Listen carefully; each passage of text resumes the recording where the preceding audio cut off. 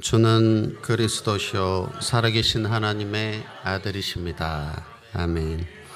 우리 옆에 분을 축복하실 때 헛된 복을 쫓지 말고 참된 복을 누립시다.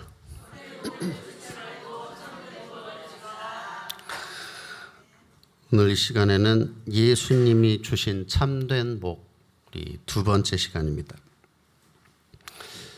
이제 우리가 한 달 넘게 또 전 성도가 집중으로 우리가 기도하면서 참여해왔던 40일 집중 다민족 3캠프가 이번 주로 이제 마무리가 됩니다. 우리 성도 여러분이 40일 집중 캠프를 잘 참여한 분도 있으실 것이고 또 사정상 또 바빠서 잘 참여 못하신 분들도 있을 겁니다. 그렇지만 하나님이 분명히 크고 작은 그런 많은 은혜들을 분명히 주셨을 줄 믿습니다. 그래서 우리 성도님들이 나는 잘 못했는데 누구는 은혜 많이 받았다는데 그런 거 신경 쓰지 마시고 결국 훈련이라는 것은 나 혼자 있을 때 잘 되도록 하는 게 훈련입니다. 그래서 40일 잘 못했어도 내가 오늘부터 나 혼자만의 40일 집중을 시작하시기를 바랍니다. 그걸 위해서 훈련을 한 거죠. 40일을 잘했냐 못했냐 숙제 검사하는 게 아닙니다. 그러면서 어제 우리 또 안산지회에서 어제 임마누엘 안산교회에서 또 15개 교회가 모여서 또 같이 40일 캠프의 포럼을 또 이렇게 같이 또 나눴습니다. 오늘은 우리 2부 예배 때 안디옥 40일 캠프 포럼 축제를 오늘 2부 때 합니다. 그래서 총 12개 팀, 세 팀당 한 분씩 대표로 해가지고 총 4분이 이제 전체를 대표해서 포럼을 이제 하게 되는데 다 같이 참여하셔서 또 하나님께 영광 돌리고 또 영적인 또 도전을 받는 그런 최고의 축복의 시간이 되시기 바랍니다. 그래서 크게 축제를 할 거는 이제 영적으로 우리가 기쁘다는 것이요. 네. 그러면서 우리 지난주에 받은 예수님이 주신 첫 번째 복이 뭐였습니까? 바로 심령이 가난한 자입니다. 심령이 가난한 자는 천국이 그들의 것입니다. 그랬습니다. 저와 여러분이 하나님께서 우리를 창세전에 택하셔서 가난한 심령을 주셔서 이 예수 그리스도를 믿게 하시고 내가 구원을 받게 된 것이죠. 그리고 여러 가지 또 크고 작은 문제와 또 어려움을 통해서 또 늘 갈급한 심령을 주시고 또 하나님 바라볼 수 있는 가난한 심령을 주셔서 우리가 늘 하나님 바라보고 이 그리스도 붙잡게 하시는 것이 얼마나 감사합니까? 그리고 그때 내 안에 불신앙 흑암이 무너지고 하나님 나라가 임하고 또 내가 있는 현장에 하나님 나라가 이제 임하는 축복을 누리게 하시니 이것이 얼마나 또 감사한 일입니까? 그리고 두 번째 복이 뭐였죠? 바로 애통하는 자는 그들이 위로를 받을 것이다. 그랬습니다. 우리 모든 성도 여러분이 나 자신을 바라볼 때 늘 애통함이 있으시기 바랍니다. 이것은 내 신세 한탄이 아닙니다. 아유 나는 왜 이렇게 가난해? 난 왜 이렇게 우리 집은 왜 이렇게 힘들어? 육신적인 한탄을 하시라는 게 아니에요. 바로 영적 애통함을 늘 가지시기 바랍니다. 그래서 내 영적 상태를 볼 때 늘 애통함. 나는 왜 믿음의 고백이 안 될까? 나는 왜 복음의 고백이 안 될까? 왜 나에게 자꾸만 불신앙이 드는 걸까? 왜 나에게 기도가 안 되어지고 말씀이 안 들려지는 걸까? 이걸 보면서 영적인 애통함을 가지시기 바랍니다. 이거는 늘 가져야 돼요. 늘 우리가 천국 가기 전까지. 그런데 중요한 것은 심령이 가난한 자는 이런 영적 애통함이 생기게 돼 있습니다. 그러면 또 이제 하나님을 의지하고 바라보게 되죠. 그리고 오직 이 그리스도를 붙잡게 됩니다. 이때 하나님이 주시는 하늘의 위로를 받게 되는 것입니다. 그 위로가 뭘까요? 바로 그리스도 안에서 주시는 평안입니다. 내가 너희에게 평안을 주노라. 그리고 또 뭐가 있냐면 보혜사 성령께서 주시는 평안입니다. 얼마나 복된 자입니까? 그리스도 안에서 성령 안에서 늘 평안을 누릴 수 있다는 것이 이제 이런 그리스도 안에서 참 평안을 누리고 하늘의 위로를 누리는 자는 이제 현장이 보여지게 돼 있습니다. 그리고 영원히 품어지게 돼 있는 것입니다. 그리고 주님의 애통함이 나의 애통함이 되게 되는 것입니다. 오늘은 예수님이 주신 팔복 메시지 중에서 온유한 자와 의에 줄이고 목마른 자에 대한 그러한 복입니다. 하나님이 주신 참된 복을 누리면서 참된 응답을 받는 그런 참 제자 되시기를 축원합니다. 먼저 첫 번째로 온유한 자입니다. 본문 5절에 보면 온유한 자는 복이 있나니 그들이 땅을 기업으로 받을 것이며, 온유의 사전적인 의미는 온화하고 부드럽다는 뜻입니다. 그것이 사전적으로 온유의 뜻입니다. 그렇지만 성경이 말씀하고 있는 온유는 그런 뜻이 아닙니다. 본문의 온유란 단어의 뜻은 야생 상태에 있는 말이 주인의 손에 잘 길들여진 상태, 그것을 바로 온유라고 합니다. 그러니까 온유란 말을 좋아하는 분도 있지만 싫어하는 분들도 있을 거예요. 왜냐하면 뭘 사람이 이렇게 나약해지는 것 같고 왜 이렇게 나약하게 사느냐 이런 생각이 들 수도 있단 말이에요. 그렇지만 성경에 예수님 말씀하시는 온유는 약하고 무능하다는 뜻이 아닙니다. 아주 이 야생마처럼 강하고 힘이 넘치지만 잘 길들여진 상태, 그게 온유예요. 예수님 말씀하신 온유는. 그래서 잘 훈련받아서 꼭 필요한 곳에 쓰임받게 되는 상태, 그것이 바로 예수님이 말씀하시는 온유입니다. 그러면 온유한 자란 어떤 자를 말할까요? 바로 하나님 앞에 잘 길들여진 자, 하나님께 온전히 길들여진 자가 바로 온유한 자입니다. 더 구체적으로 말하면 하나님의 말씀에 길들여진 자, 내 생각, 내 기준, 내 고집, 내 동기, 야망이 아니고 오직 하나님의 말씀에 붙들려 사는 사람, 말씀이 가라면 가고 말씀이 서라면 서고 말씀이 기다리라면 기다리는 거예요. 내 고집 내려놓고, 그게 온유한 자입니다. 그러면서 오직 예수 그리스도 중심의 삶을 사는 사람을 온유한 자라고 합니다. 왜냐하면 말씀의 핵심은 그리스도이기 때문에. 그런데 이 온유함의 본을 보여주신 분이 있습니다. 그게 누구죠? 바로 온유함의 최고의 모델을 보여주신 분이 바로 예수 그리스도입니다.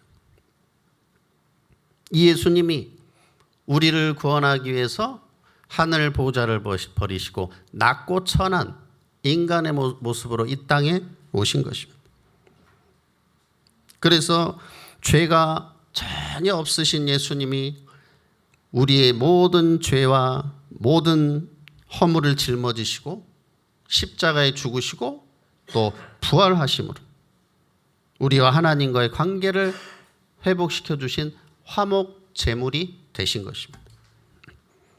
그래서 우리의 모든 죄를 사하신 참 제사장, 사탄의 권세를 깨뜨리신 참 왕, 그리고 하나님 만난 길을 여신 참 선지자로 오신 것입니다.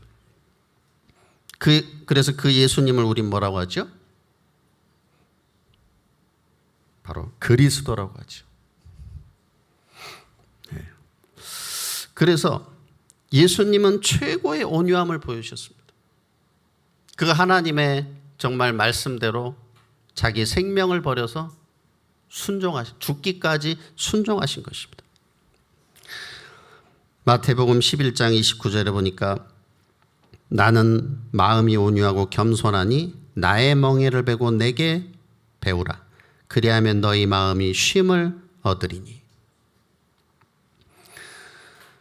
그리고 예수님께서 온유한 자는 복이 있나니 그들이 땅을 기업으로 받게 될 것이다 그랬습니다. 온유한 자는 하나님이 예비해 놓으신 새하늘과 새 땅을 기업으로 받게 된다는 것입니다.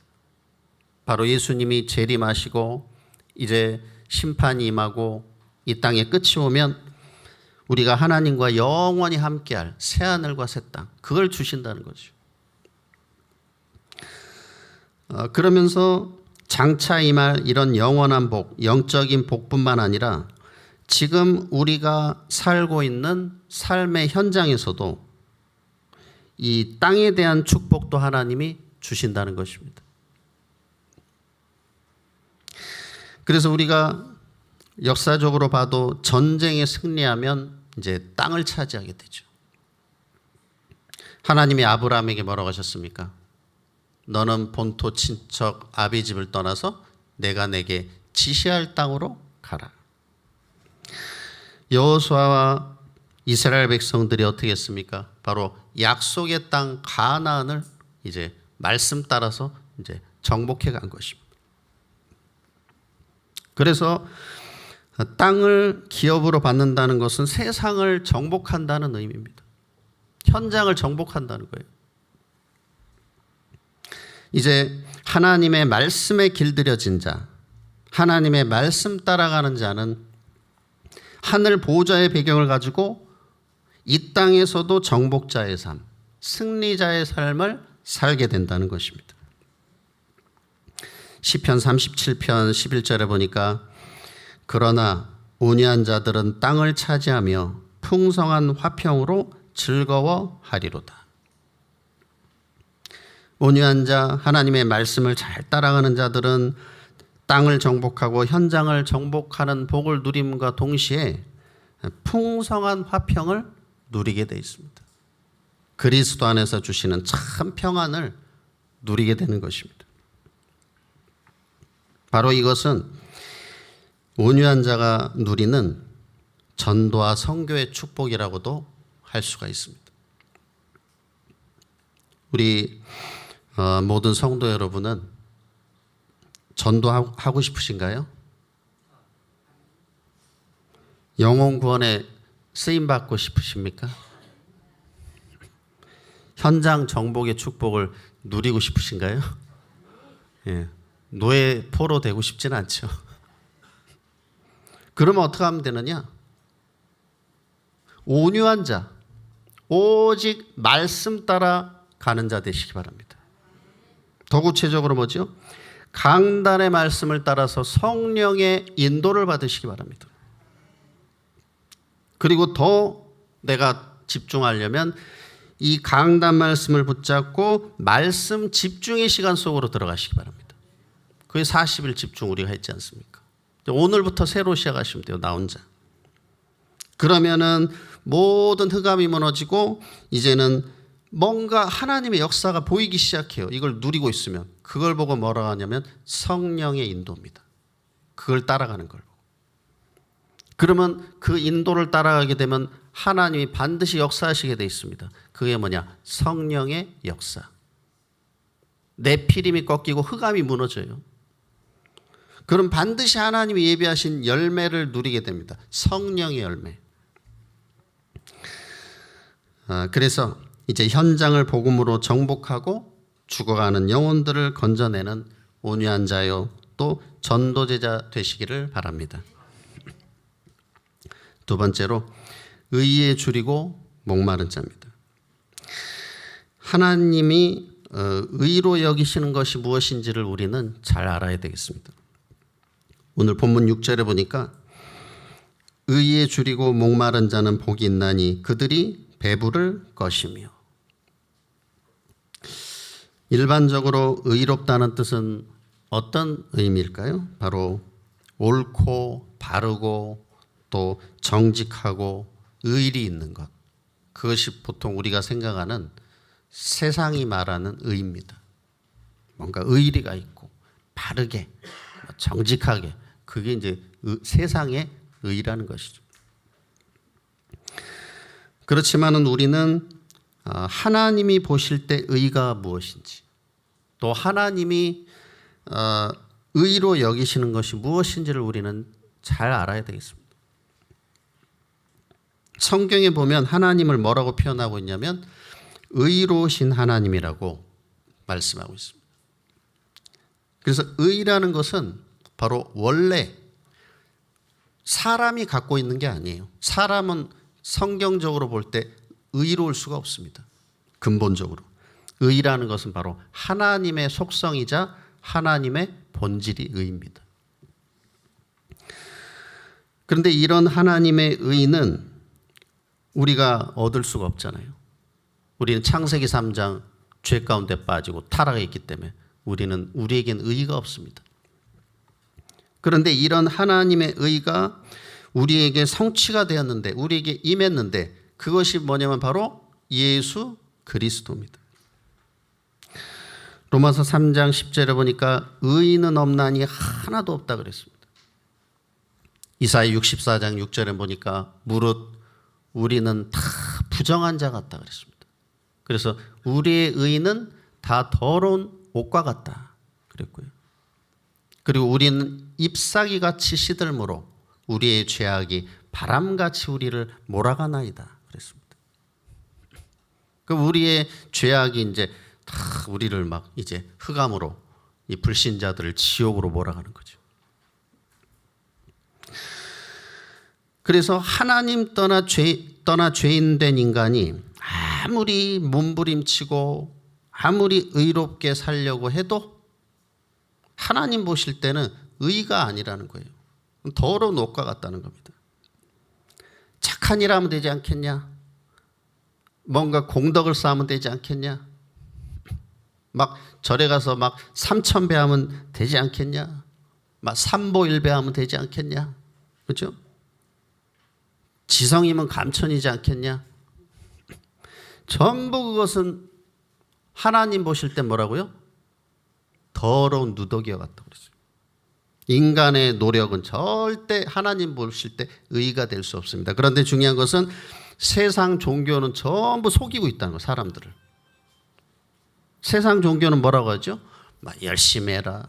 지성을 들여라. 막 선행을 해라. 그러면 하늘이 알아줄 것이다. 뭐 조상이 알아줄 것이다. 다 거짓말이에요. 그거는. 네. 그래서 중요한 것은 인간 스스로는 절대로 죄를 씻을 수가 없다는 것. 인간 스스로의 힘과 노력으로는 절대로 의롭게 될 수가 없습니다.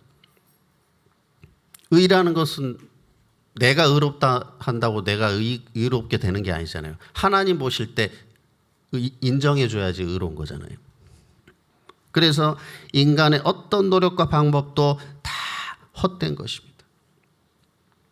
그래서 해적선에 탄 해적이 굉장히 착하고 굉장히 성실하다. 그러면 어떤 해적이죠? 해적질을 너무 열심히 하니까 더 나쁜 놈이죠. 그렇죠? 빨리 해적선에서 내려야 되죠.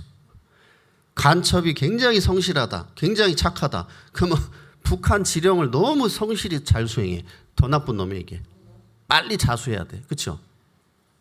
모든 죄 가운데 있으면 모든 게 죄입니다. 착하게 하는 것도 죄고 성실한 것도 죄고 전부 죄예요. 그래서 우리는 하나님이 주시는 의를 받아야 되고 하나님으로부터 오는 의가 절대적으로 필요합니다. 그 의가 바로 뭐냐? 예수 그리스도입니다. 그래서 예수님이 십자가에 못 박혀 우리를 위하여 대속하시고 부활하심으로 이제 이 땅에 그리스도로 오신 것입니다. 우리의 모든 죄를 사하시고 이제 우리가 예수를 믿기만 하면, 그 이름을 믿기만 하면 모든 죄에서 사함받고 이제 우리가 값없이 의롭다함을 얻게 된 것입니다. 얼마나 놀라운 하나님의 은혜입니까? 그래서 로마서 8장 2절에는 그리스도 안에 있는 자는 결코 정죄함이 없다 그랬습니다. 그래서 그리스도 안에 있는 생명의 성령의 법이 죄와 사망의 법에서 너희를 해방하였습니다. 로마서 1장 17절에는 누구든지 주의 이름을 부르는 자는 구원을 얻으리라.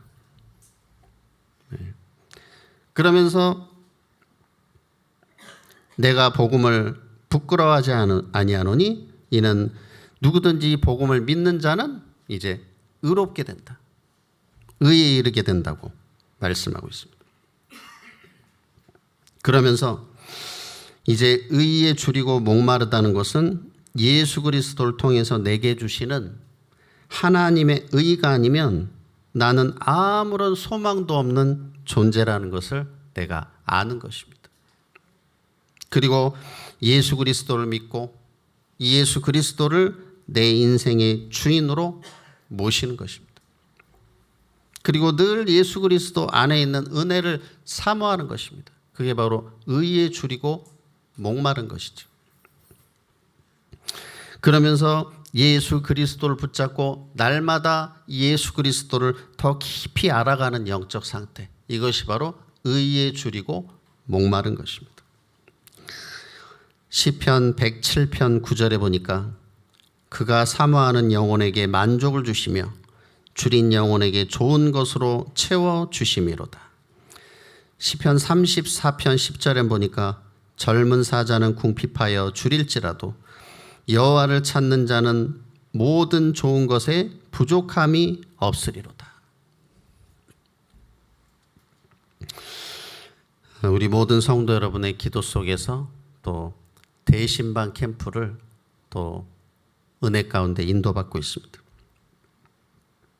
그래서 대신방을 통해서 정말 느껴지는 것은 하나님이 함께 하시는구나. 우리 성도님들 개개인과 또 가정과 산업에 하나님이 꼭 필요한 정말 말씀을 주시는구나. 부족함이 없이 채워주시는구나. 이런 것들을 또 체험하게 됩니다.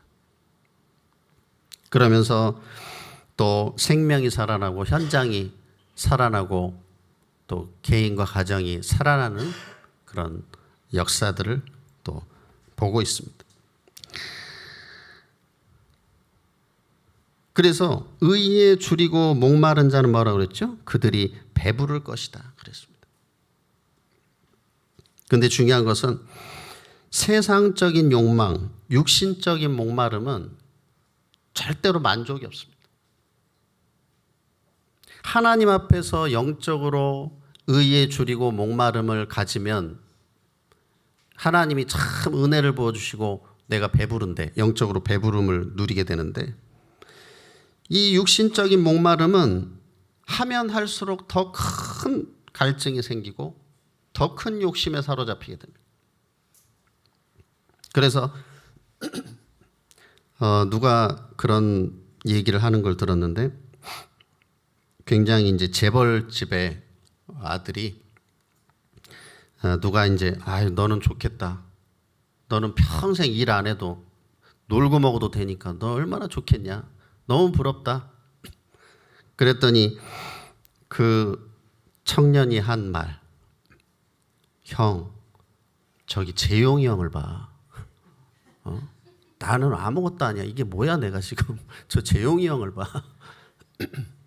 그러면 그 재용이 형은 만족이 있을까요? 재용이 형도 만족 없어요. 강남에 여러분 아파트 몇 채 있으면 만족할 것 같습니까? 한 채만 있으면 좋겠죠. 여러분이 강남에 아파트 10채 있어도 만족이 없어요. 없다니까요, 만족이. 왜? 많이 가지면 좋을 것 같은데 그거는 육의 것이기 때문에 영적으로 채워지지가 않는다니까요. 그럼 많이 가진 사람들이 왜 자살합니까? 그죠? 안 된다. 요한복음 6장 35절을 보니까 예수께서 이르시되 나는 생명의 떡이니 내게 오는 자는 결코 줄이지 아니할 터이요 나를 믿는 자는 영원히 목마르지 아니하리라.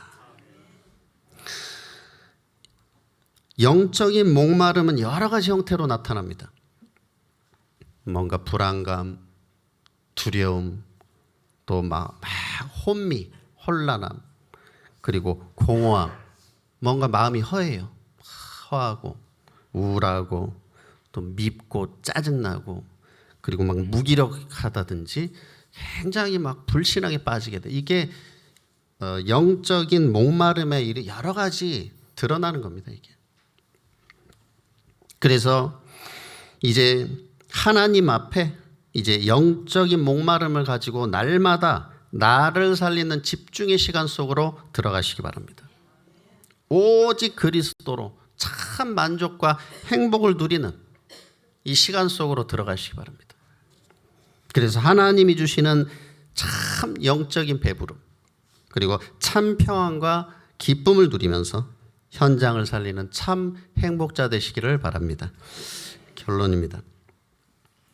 이제 첫 번째로 우리가 다 기도해야 되겠지만 특별히 우리 주변에 또 성도 가운데 절망 가운데 있는 자, 또 병든 자, 또 새가족 위해서 기도하시기 바랍니다. 그래서 이들에게 영원히 목마르지 않는 이 그리스도의 말씀이 들어가도록, 강단의 말씀이 들어가도록. 왜? 강단 말씀 닿는 곳마다 살아나니까. 그건 영적 원리입니다. 그거는. 그래서 이 온 우주 만물을 창조하신 말씀의 생기가 그들에게 들어가도록 여러분이 기도하고 또 말씀을 전해주고 포럼해 주시기 바랍니다. 야고보서 5장 16절에 보니까 서로 병 낫기를 구하라. 의인의 간구는 역사하는 힘이 크다 그랬습니다. 갈라디아 6장 2절을 보니까 짐을 서로 지라. 그래서 그리스도의 법을 성취하라 그랬습니다. 에베소 6장 18절에는 항상 성령 안에서 깨어 기도하고 여러 성도를 위하여 기도해라 그랬습니다. 그러면서 문제와 어려움이 올수록 우리 성도 여러분은 하나님께 더 가까이 가시기 바랍니다. 그게 의의 줄이고 목마른 자입니다. 그래서 은혜를 더 사모함으로 하나님과 함께하는 삶을 누리시기 바랍니다. 그러한 본을 보여준 게 또 요셉이죠. 요셉이 노예로 팔려갔을 때 이 보디발 집에서 어떻게 했습니까? 여호와께서 요셉과 함께 하심으로 함께를 누렸어요. 그러니 어떻게 됐습니까? 이제 애굽의 총리까지 되어지고 세계복음화에 쓰임받게 됐습니다. 우리 모든 성도 여러분이 이런 축복을 누리시기 바랍니다. 그러면서 여러분이 꼭 아셔야 되는 거는 그렇구나. 지금 나에게 온 문제는 당연히 올 것이 왔다는 거. 이건 오래된 겁니다. 어느 날 온 게 아닙니다. 그런데 중요한 건 뭐죠? 하나님이 꼭 필요해서 주셨다는 것을 아시기 바랍니다. 그 속에는 하나님의 절대적인 계획, 하나님이 하시고자 하는, 하나님이 주시고자 하는 그 하나님의 절대 계획과 응답이 있다는 사실을 아시기 바랍니다.